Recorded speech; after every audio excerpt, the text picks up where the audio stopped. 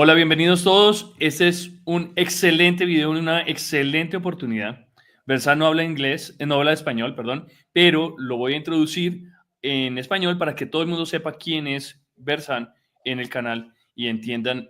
Vamos a hacer la entrevista en inglés porque obviamente por obvios motivos, y la idea es entender un poquito quién es. Hello, Versan. This is Bernardo. This is Crypto Bernie. You're welcome. I'm really happy and honored to have you here in my channel. And it's amazing to have someone that knows a lot, so much as you do, and try to explain us more about XRP. Welcome to the channel. Yeah, it's an absolute pleasure. Thank you very much for having me on your program. Okay, so I don't know if people know about you, but I found a lot of info about what you do, have done all the time, and you do an excellent work around crypto, more specifically about XRP. Can you tell us a little bit about you, about the Black Swan Capitalist, and all what you do? Of course. Well, at Black Swan Capitalist, our mission is very simple. It's to empower your listeners and just about everybody to create, hopefully, this better world. And we simply do that by helping others gain a very deep and methodical understanding of how financial markets work and how to prepare for what we believe to be the greatest wealth transfer in history. And simply by providing this kind of access through the information we provide, we are kind of leveling the playing field for everybody else. And that just simply ensures that people, your audience, worldwide, just people in general, have the opportunity to learn, but also connect and take action to build wealth for themselves. A little bit about my background. Before I started teaching this stuff and studying it myself, I've been a business owner, multiple cash businesses. That way I don't have to pay taxes, being smart about the system. I've always been an investor long before I got into crypto, a swing trader. I'm a huge gold advocate. So I advocate people to preserve wealth through physical assets. And just generally, I've always tried to educate even my dear friends. And, I've always been a researcher. And at this point now, I'm a macro analyst and my background is engineering.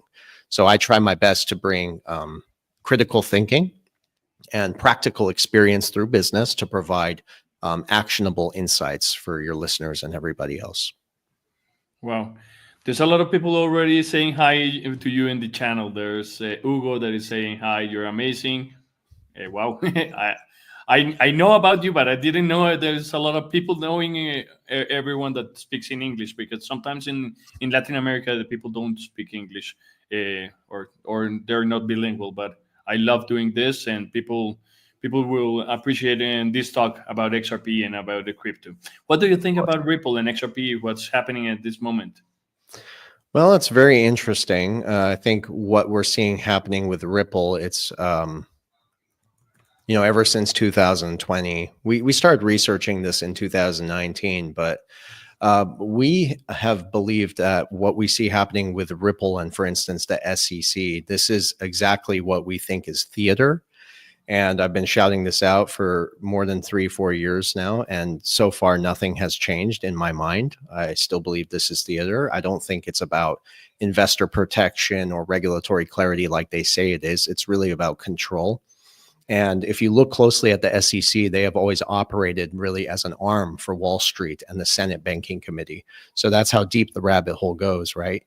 It's an institution that is designed to help Wall Street while suppressing the innovation, suppressing the investment opportunities for just ordinary people like us. And their job isn't simply to regulate. It's the gatekeepers, you would say, for institutions like BlackRock, JP Morgan, Goldman Sachs, and the rest of the banking cartel that really controls the flow of capital in the world. So when I start to look at XRP, I think it has disrupted their business model. And at this point, you can expose how outdated and corrupt the banking system already is. And instead of embracing the innovation like they should be doing to protect investors, they actually tried to kill it. And that's where the SEC really comes in. So selectively enforcing regulation to suppress XRP's rise and its role in innovation and just changing the landscape. So I think they're propping other projects like Ethereum, and they're building infrastructure around this stuff to suppress the true innovation. And I think it's important for people to understand that XRP is not owned by Ripple. It's a neutral sovereign bridge reserve asset. So when you start to look deeper into the XRP ledger, some say it's decentralized, others say it's not. And that's a debate that I'm not ready to have because I simply do not know the truth. But I think if you look at Ripple and XRP, you have to understand the mechanism behind it. And it's really about replacing the effective role of the US dollar. And that's when you begin to understand the real role behind XRP. And we already look at the traditional financial system. We look at the dollar, and we can tie that into some of the other topics you discussed, like tariffs and certain things and the de-dollarization trend. And the world is changing, and we simply have to look at things from a realistic perspective, right?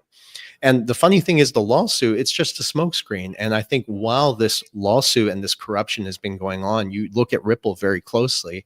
And what have they been doing? They've been building relentlessly the infrastructure, the liquidity corridors, if you will, the on and off ramps, the plumbing to the new financial system. So while they're being attacked, something else is happening behind the scenes. So again, being discredited, but the very same institutions that are discrediting the technology are also adopting it at the same time. And then we asked the question about the end game, and it's really that I think Ripple is becoming a private central bank, not in name, but in functionality. And that's like, it changes the dynamics of just the whole monetary infrastructure. I've been following a lot of info about XRP and Ripple, and at the beginning, around 2014 or something like this, they were charged, or 2015, I believe it was. They were charged by FinCEN, and they had to change, and they rotated and pivoted towards another kind of business instead of fighting the banking system. So they changed. They wanted to do the same as Bitcoin in a better way, but then they pivoted towards helping and having the financial system helping them and doing some good networking with them. That's what I feel they have done in the past, and now they're trying to work with them, but at the same time they're working with them, and they have over 1,000 NDAs. They are fighting against them, so I don't know how it works. It's really hard. Well, it's very interesting. I think the majority of people, let's say, are, with all due respect, are glued to what I call headlines, okay? And they're distracted by the lawsuit. They don't realize that the system is already being built in silence. And we had a dear friend, Rick Rule. He came on our show before. He's a gold advocate.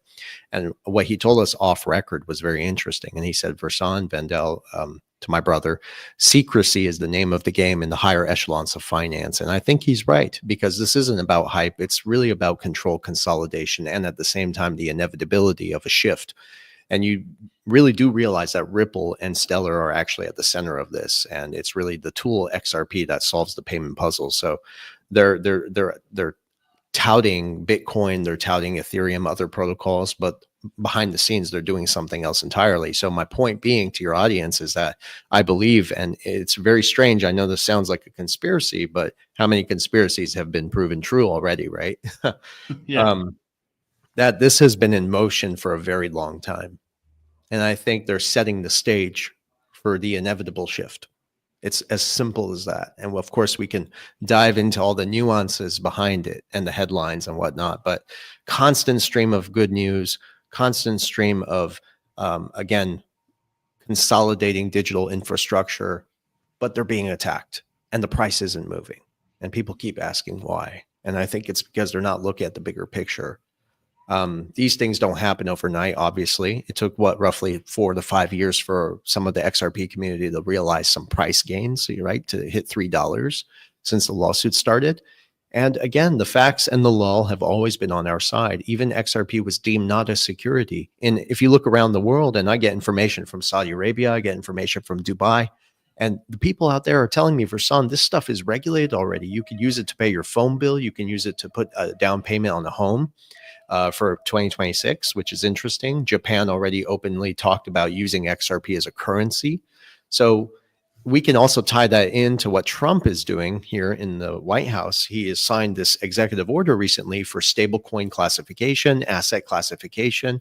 I mean, they're paving the way for already what's been in motion. You see what I mean? Yeah. And very few people, I think, can read between the lines and figure this stuff out before it happens, right? Instead of depending on headlines to confirm news that you should already know if you're invested in this stuff. What do you think about the tariffs? How can they affect the XRP price and the overall of the crypto market? Well, we're at a point in history where I think the markets are so distorted that reality and fiction are two different things. But more importantly, I'll give you an example. Like Trump can make a statement and the whole market will react. So you see a real like psychological kind of warfare, and the whole stock market is psychological. It really is. And when we look at the Trump, I call them Trump tariffs now. Some people get upset at me about that, but I think it's more than just a political move. I think it's a strategic lever, you could say, in a much broader, high stakes global transformation. And a lot of people have their own opinions. I've seen so many videos about these tariffs, right? And again, I think they're missing the bigger picture because this includes the mounting geopolitical tensions that we see, at the same time, the fractured financial system. And you could see that this is just a slow but deliberate unraveling of the US dollar hegemony. And let's be clear about something.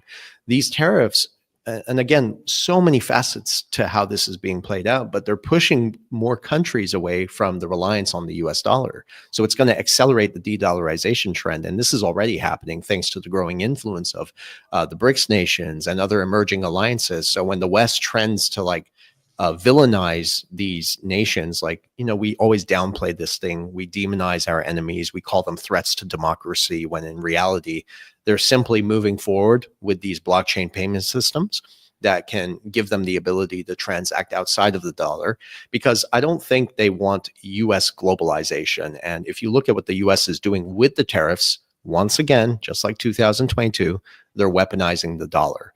And this is going to force these other countries to look at other tactics, really to trade outside of the dollar. And I think that's the majority of it. And in the short term, we could say even tariffs are going to inflict pain. Think about it, especially with the middle class, because the US, we don't manufacture anything, right? We import nearly everything. The only things the US exports to the rest of the world, in my opinion, is inflation associated with the dollar as a reserve currency, political narratives, so propaganda, and of course, democracy, which I think is being weaponized as well. So as more tariffs take hold, I think we're going to see more inflation. We're going to see higher and rising costs on goods and services, economic pressures on a population that's already under a lot of pressure with rising debt levels, delinquencies. People are borrowing at all-time highs to survive, and that's just not normal. That's no way to live. And the sell-off to the American public, and you know how the American public is, they're very, in my opinion, very naive and ignorant.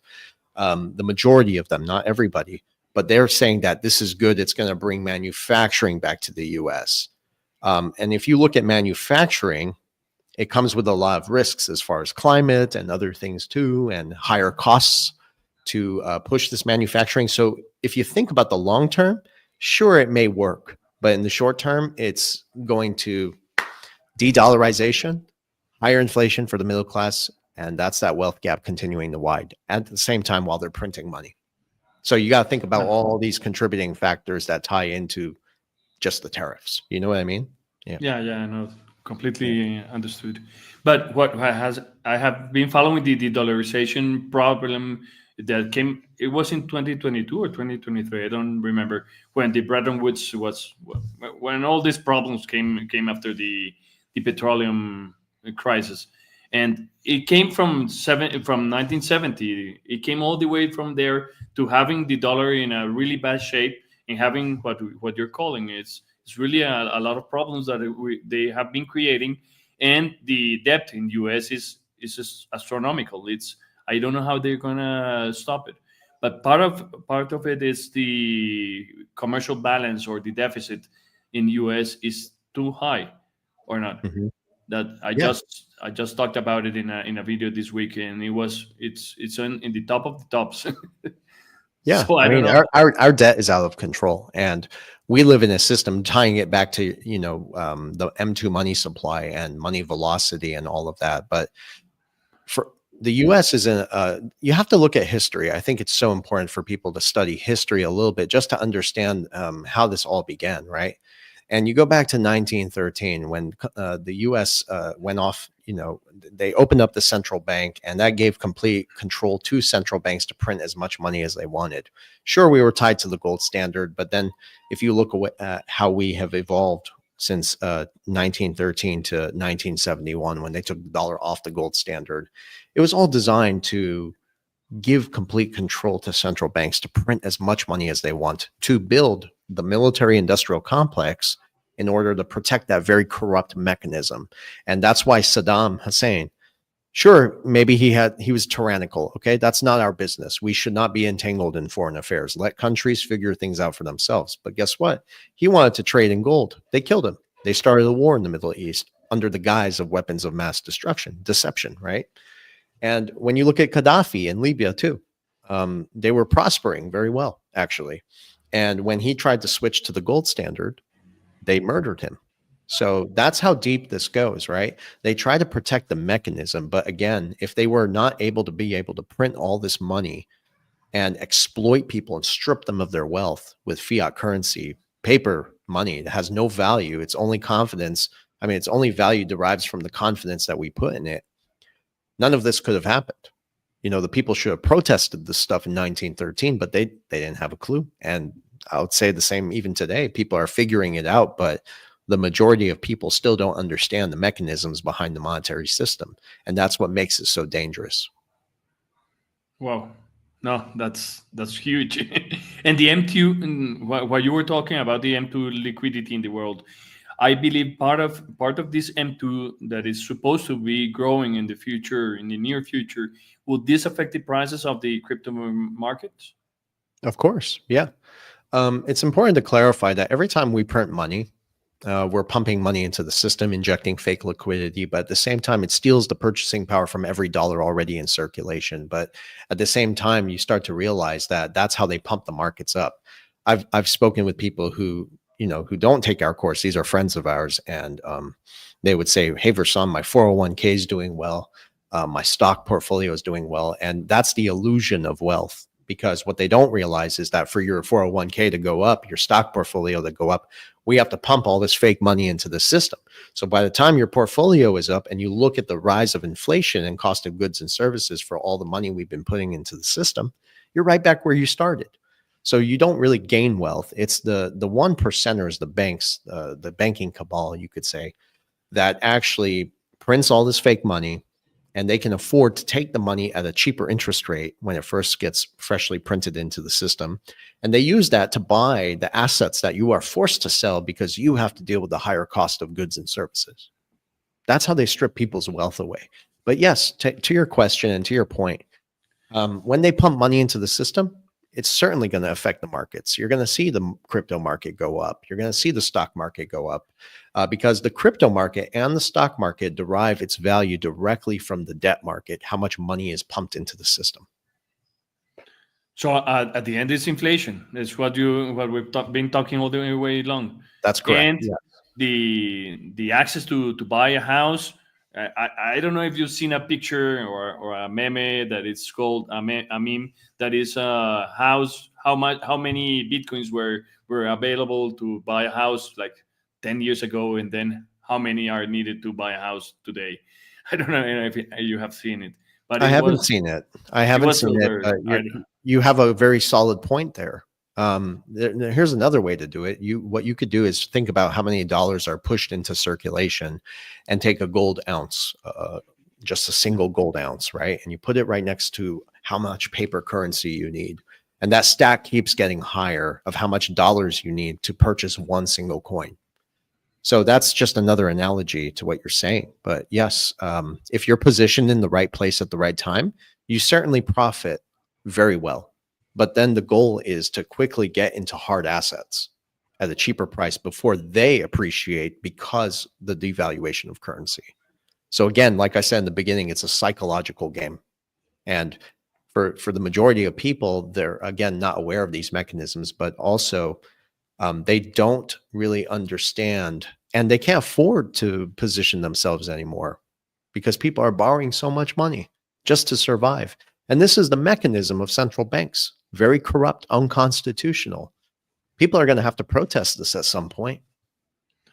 Well, and the SEC also, they're changing. They're here changing with the Trump's administration, but Yeah, they're evolving. That's correct. They're evolving, but it's tough.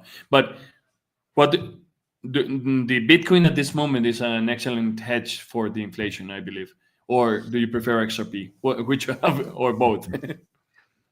Well, I do believe in having a diversified portfolio. I do think in the short term, Bitcoin is certainly going to be propped up top. The thing is, when we're talking to our audiences, we're all, I would say, be honest, we're middle-class citizens, all of us, okay? And we're trying to participate in this wealth transfer, but at the same time, preserve our wealth and survive and kind of make it to the other side.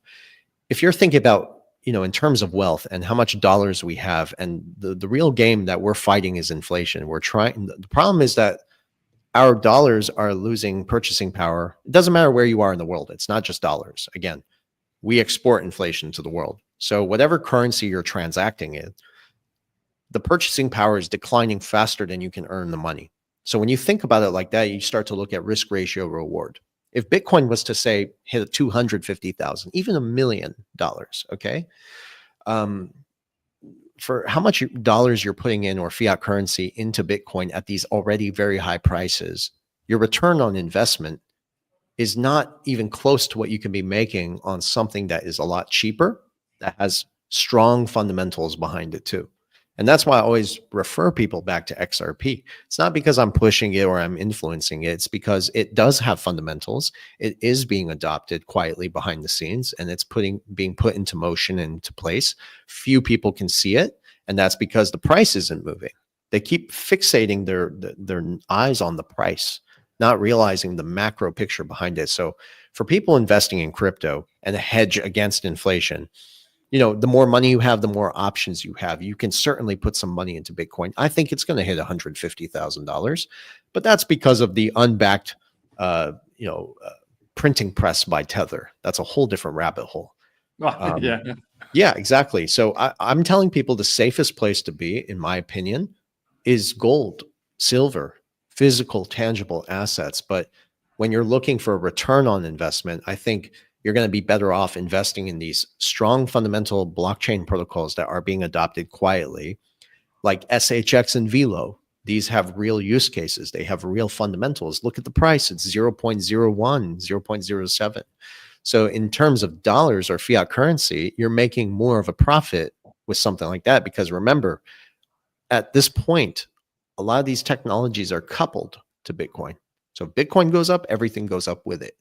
I think there's going to be a point when regulatory frameworks are enforced and put into motion to where use case utility technologies like SHX, like Velo, like XRP, and others is going to decouple from Bitcoin and all the mess associated with the unbacked exposure in the banking system.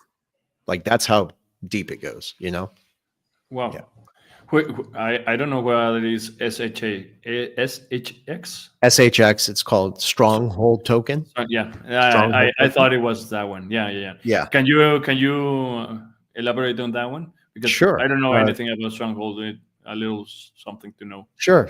It's a Stronghold SHX token. It's a protocol built on the Stellar network. It is a remittance liquidity provision protocol for the XLM ecosystem. Okay. And interestingly, Ripple is heavily invested into Stronghold. Wow. Yeah. Being on Stellar.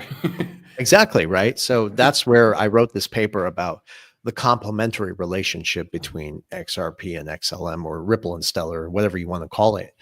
I wrote that paper because I see so many correlations between the two. Despite the fact that the headlines, going back to what I said earlier, headlines, right, is telling people a different story. I don't follow headlines, guys. I do my own analysis. I do my own research, and I trust my gut, my intuition, based on what's being interpreted to me. And I go from there. Wow. That I need to take a look at that one, a Stronghold. Yeah, and Velo, the other one is another Velo. The Velo is from where? Is Stellar Network as well. Okay, that's the same team as Aerodrome? No. No, No, they those don't are have different. Yes. nothing to do. Okay. I'm happy to display it for your audience here just because I Yeah. do Yes. get this question a lot. And I want people to understand that there are two different things here. Do you mind if I go ahead and display Yeah. this? The one that you show me. Okay. No, not that one. I'm Oh, going to okay. remove that one. And sorry, guys. Give me 1 second. Here we go. You can go ahead and display that. Okay. That's it. Okay. Mhm. That's it. So it's actually called Velo, and that's what the logo looks like. And I'm glad we put this up here because I get compliments and comments all the time about people saying, which one is it, right? This is what it looks like. This is it. It's called Velo, and Velo is very interesting technology built on Stellar protocol as well. It has real fundamentals, has good price um, opportunities for people, again, who are dealing with disinflation and whatnot and trying to make good money and returns in the near term and long term as well. And Velo is a borrowing and lending mechanism. And people need to be mindful that we know it's going digital, right? And in a Yeah. digital economy, if XLM is designed to bank the unbanked, and that means giving people financial access, okay, then they're going to need a mechanism to borrow and lend because the economy, and even in the digital world, but also in the traditional banking system, what keeps the economy going is borrowing and lending, credit and debt issuance. So this is providing that service for the XLM ecosystem in hand and in tandem with SHX, which is stronghold liquidity provision. So again, very strong fundamentals. We've been telling people about this for over a year now, and my brother and I will not talk about anything that doesn't have fundamentals. I can promise you that much. We do very good research, and we look at not just the price, but more importantly, the use case, the utility aspect of these technologies. Okay. Wow. Yeah. No, it seems really amazing. There, people are asking me to put in subtitles or closed caption. I don't know how to put it on the channel. I Sorry, think guys. I think once it's on YouTube, there is an automated system where you can add subtitles. And yeah, I deal with the same challenge on my YouTube channel as well. A lot of our viewers are from all over the world, and they're trying to understand what I'm saying. And I'm very sorry. I mean, I Let speak me Arabic fluently, but not Spanish. let me tell them in Spanish. Hola, amigos, los que me estén oyendo y quieran verlo con subtítulos y entender todo, va a haber una versión que saquemos después en español, pues con subtítulos apenas que se acabe la grabación. Entonces, estén súper atentos y lo pueden volver a ver. Sorry for the interruption, because they wanted No, to it's see fine. it. Of course. I mean, yes, please. So I've heard about a lot about Velo and what is its market cap. It's the first time I really focus a little bit on it. Sure. I really don't know its market cap, but I'll be honest with your audience. I don't pay attention to market cap. See, I don't pay attention to these. In my opinion, this whole space is still like a casino. Okay. Yeah. It's not entirely regulated. How can you use market cap as an indicator for something that isn't regulated yet? Why do you think they're stifling the regulation? It's because they want to siphon as much wealth as they can and create the discernment between the audiences and the people like us who are trying to figure out this space. And we don't know how to discern what technologies are going to be implemented, are going to have a use case. And I think when we look at things like market cap, it distorts the reality behind the use case, right? Focus more on the technology and what is it actually accomplishing? Are there competitions with this, right? And the projects that we talk about on our courses and what we send to people in our emails as well are all technologies that have fundamental use cases, have good price action for people to get in early, but at the same time, they're very complementary to each other. And that's important because what we see happening here is a complementary ecosystem. This technology is not competing with some of the other ones that we talk about. They are servicing different use cases in the global marketplace, and that creates a complementary ecosystem, in my opinion. Okay. Okay. Understood. And what are the developments behind XRP and Ripple? I know XRP Ledger is growing huge, but everyone talks only about Ripple. Do you know anything else around the XRP Ledger? Have you searched about it? Of course. Yeah. So, I mean, I mean, when you start to look at the XRP ledger, I think it's important to understand that XRP isn't just any other cryptocurrency. You can also look at Ripple. Ripple and XRP are two different things, but it's the native digital asset XRP that RippleNet enables institutions to use. And if you look at Ripple's partnerships with central banks that are quietly shaping the future of the monetary system, and I'll give you some examples like Basel III regulations, which require these same central banks to hold substantial gold reserves. And XRP has been often referred to as digital gold by the CTO. That's David Schwartz. And what's important to understand is that RippleNet allows for the tokenization of assets like debt, bonds, and it's the rails really that enable the use of XRP. So they're two different things, but XRP isn't just a settlement mechanism. It's the core of liquidity as the layer for the new system. And we see a dual framework actually taking shape right now. Like XRP is designed, for instance, to serve institutional needs, while XLM actually functions as a P2P mechanism that's peer-to-peer transactions for ordinary people, small businesses. So yeah, they're building a lot of things on the XRP ledger, but I don't pay too much attention to that. I pay more attention to the use case of XRP itself and the value that it has. And you mentioned earlier that Ripple had already 1,700 non-disclosure agreements with governments, institutions, central banks. And that again underscores what's being developed behind the scenes. But then the center to it, the missing piece to RippleNet, which is being kind of put everywhere into motion, is XRP. So XRP I see as digital gold, liquidity provision at the highest levels for institutional settlement, which means the price would significantly have to be higher for it to accomplish its intended goal. Okay, well, we had let me tell you an experience we had here in the channel some time ago. It was not far away, but we had someone from Persist, a developer for Latin America that is called Pedro Gutierrez. He was amazing. The interview I had with him.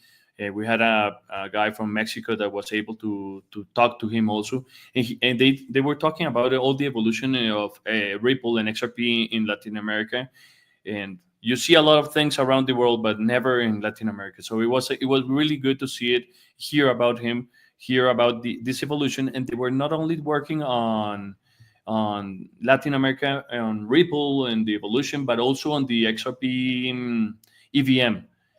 Do you know something about this EVM? Because it was amazing, that interview. He was talking about what the mainnet and the testnet that they're evolving inside, and it's almost ready to go online, to go in production. Well, I don't pay attention to the little nuances like that. Ripple is developing every day. And again, when you look at XRP, its value lies in its network, right? So as Ripple continues to build and expand, like today, they were involved in a massive deal today, right? This is the headlines again coming out. But Ripple's partnerships with banks, governments, and financial institutions, payment providers worldwide, as it continues to expand, the use of XRP, the demand is there, but we just haven't seen it yet. So they're continuously building. And again, despite the fact that there's all this suppression from the lawsuit, from the fact that the Supreme Court might get involved, I don't pay attention to that stuff anymore. I'm a macro guy, and I look at how this is playing out. And for the last 5 years, our track record has been correct so far. And it's simple. It's not because we're speculating. I mean, we're speculating to a degree, but we actually have the documents where they talk a lot about this integration. And we've known about this for many years now, that this is the end game. So no matter how much they're building, that's great. And Vendel and I are so focused on helping other people to participate in this. That's our main objective and goal, is to help others, because I think the more the merrier, but everyone deserves an opportunity. And again, we want to emphasize and clear out the hype, but we want to emphasize the importance of owning physical assets as we are bridged into a digital system. Because there are two ways to look at this. And, I don't want to get into that yet, but I think it raises all kinds of questions and ramifications to personal liberties and freedoms if we're being bridged into a digital system. I'll give you an example. Why haven't we talked about having a digital constitution of human rights if we're going digital? That's a very important question, because capital controls can certainly be activated with digital money. Stablecoins, CBDCs, UBI, whatever you want to call it. They effectively function the same thing because these are aggregate of a private entity, and Ripple is private. And that's the collaboration we see happening between the private sector and the public, right? And that's institutions, central banks, and they're already adopting this technology. So I think everybody should be asking the question, like, what does it mean for personal freedoms and liberties? Some say it's decentralized. I find that very hard to believe. You had something to show us. Do you want to show it here? Sure. The Yeah, document? you're happy Yeah. to display it. Wow. No, it's I wanted you showed it to me at the beginning, but I wanted to see what you were bringing here. Yeah, so this is a chart I usually use to refer people when I'm discussing stable coins. And I think stable coins is really the most interesting thing when we start to look at like cryptocurrency or blockchain technology in general. What I believe is happening, and you could see this if you, I try to read between the lines, okay? But when you see the dollar evolving into RLUSD, that's like the only regulated stable coin at the highest levels of finance. Tether, that's a whole different subject. They already made a statement about non-compliance, which is funny. And that's because it's the printing press for Bitcoin to artificially to artificially inflate Bitcoin. Okay, that's a whole different rabbit hole again. But RLUSD is a digital dollar. And I think where we're going is that all these currencies are going to fiat currencies as they continue to disappear. We're going to see all these currencies evolve into regional currencies like the US dollar, like what you have displayed here.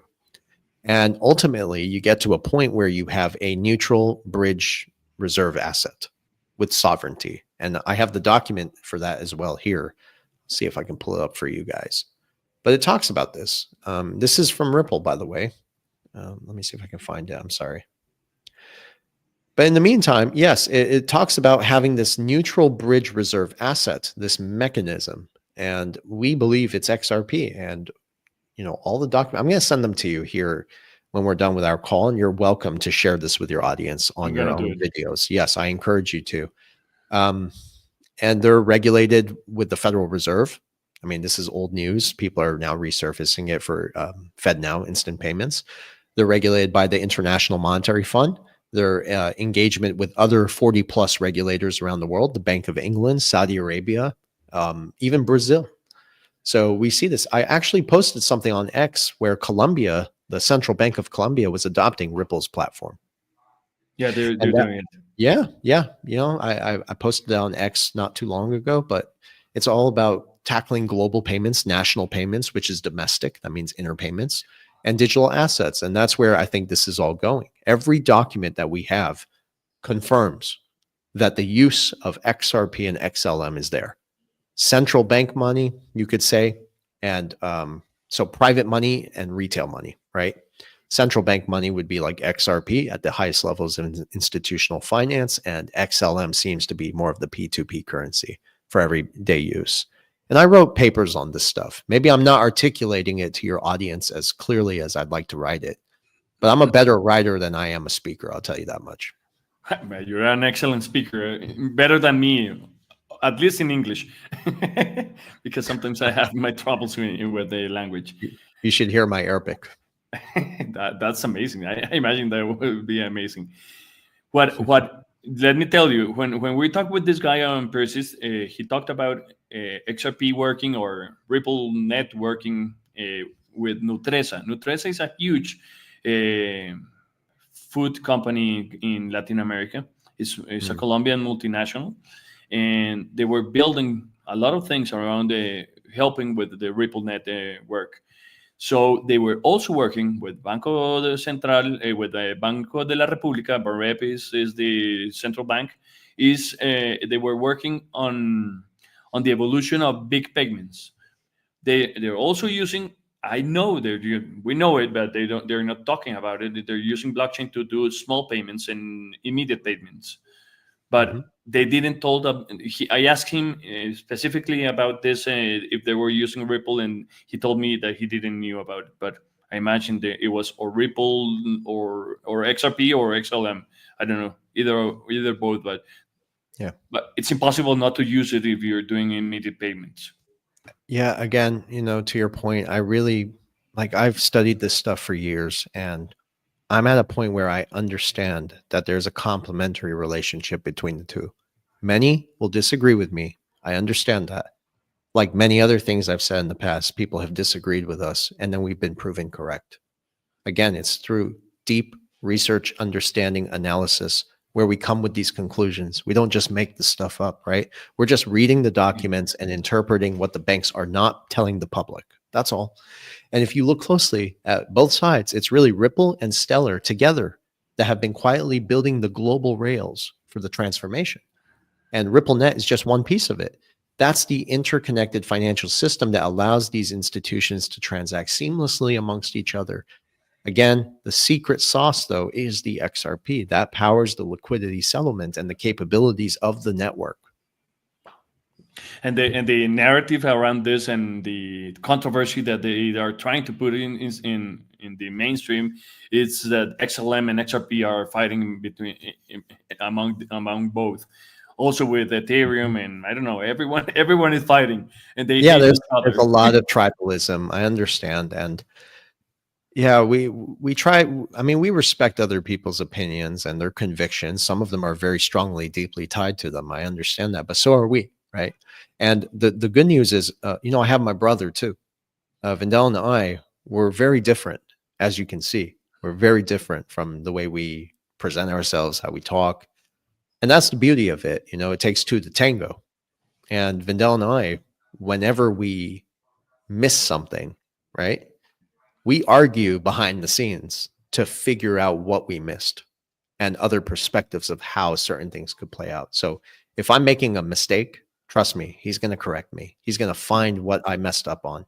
If he's making a mistake, I'm going to throw in that alternative to where he understands what I'm seeing.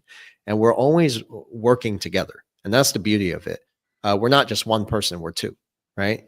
And I'm sorry, I was reading the comment there. I also wanted to see. I really love these live streams. I do. It's nice to interact with people. It really is. Yeah, but sometimes when we're talking and when you're using the English, it's tough for me to follow you. So I pay attention to the chat or I pay attention to you. It's really hard. I'm moving Probably in my forward. language it will be it will be No, easier. you're doing great, man. And moving forward, I try to keep the comments away because I can't pay attention and I lose my train of thought. But So, I'm really just trying my best to put the information out there where people can go do their own research. I'm not telling people to trust me. I'm not telling people to validate what I'm saying. They have to go figure this out for themselves. And if they really want to see proof, if you will, it's out there, it's public. But if you don't have time for that, we do have sessions where I will explain things more gently, quietly, and yeah, I will send you the documents where you can read it please, for yourself. And I'm sending them to you after this call. And I please, hope you share it please, with your please do audience. because I'm gonna use this to do a lot of videos around it. Sure, But I want to know absolutely. more. I want to know. Probably I know a lot because I've been studying what you do, but people probably don't know what you do, and if you go more in deep on what you do with your brother, it will be a lot of help for all these people to call you back or something like this. I don't know if you can show something for them to understand more what you do in your company.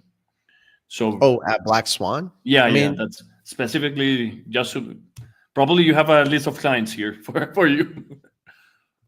well, I hope so.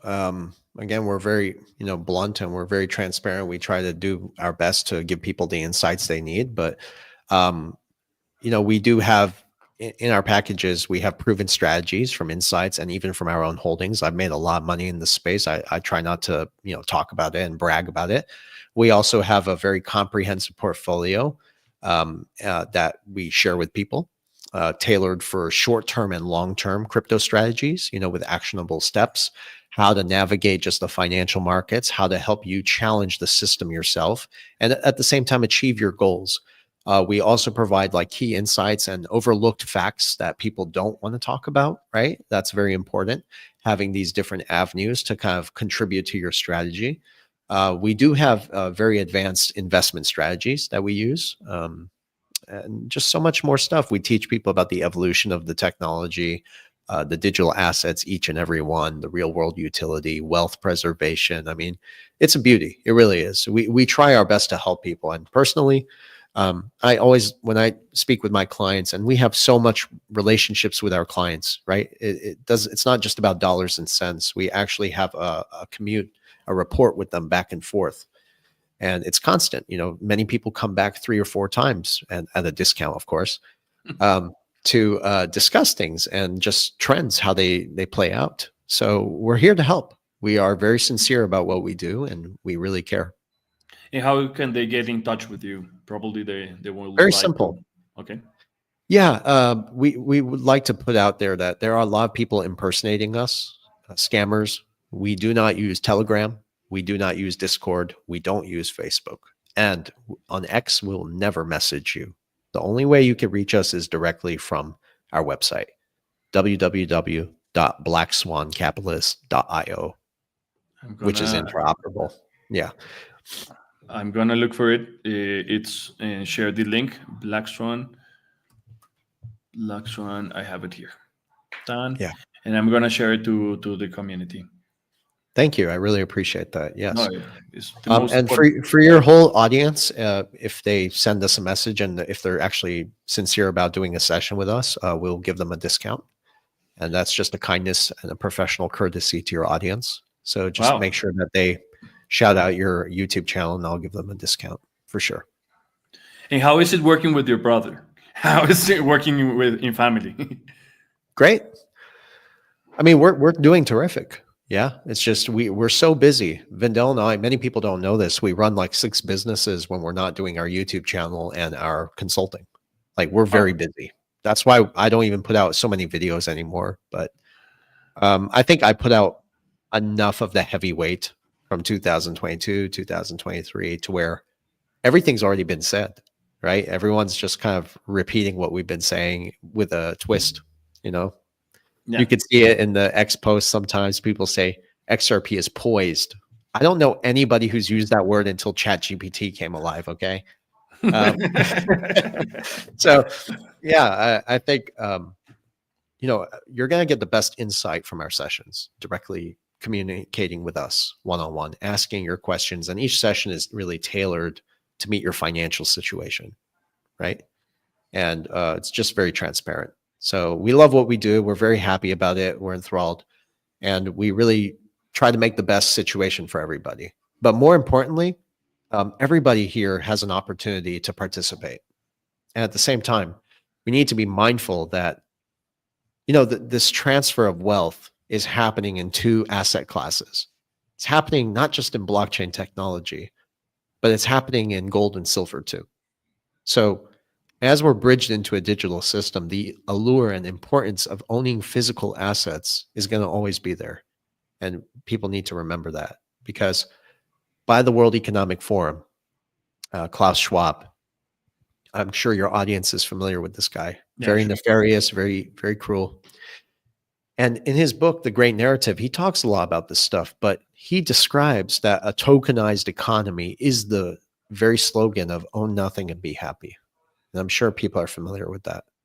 That's a digital economy. And that's why, again, I raised a question about digital constitution of human rights. We got to be sincere about the transformation, not just talk about the trend. We have to ask the right questions. And I think in order to get the freedom you want, you have to ask the right questions first. Yeah. Okay. Versan, I think it's time to say bye. To appreciate your talk, to your chat, your time, and everyone is really happy to hear from someone that knows so much as you do. So I wanted to appreciate thank that. you. From Colombia, from people in Latin America that probably are watching, people in Spain. There's a lot of people in Spain that watch the channel all the time. There's a lot of people from US also that follow my channel and my community. I appreciate your time, and thank you very much for accepting an invitation here. I hope we can follow up and continue talking. I wait for the papers, documents, so we can show. I can show it to the rest of the people. And, yeah, sure. And give me like 5 minutes. and I'll send that to you. And I want to thank your audience just for being patient and listening to me and everything I had to say. It was really interesting, and really if you have the opportunity to get a call with Versan, it will be amazing. I think what I've heard and what I've read about what he does and Vandels does, they're very, very good. Well, thank you.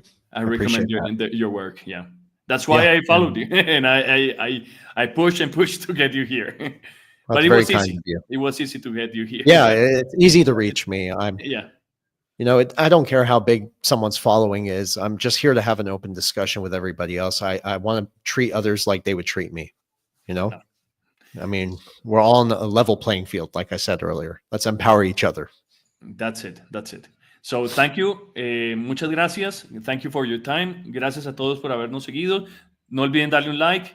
Regálenme un gigantesco like. Comenten. Any comments that you want to put in the video, it will be amazing, and I will transmit all this information to Versan, and probably if he can answer anything that we can help, we're here to help. Yeah, Estamos acá de para nada. ayudar. Muchas Thank you. gracias. De Adiós. nada. Tengan un De buen nada. día. Take care, everyone. Bye bye.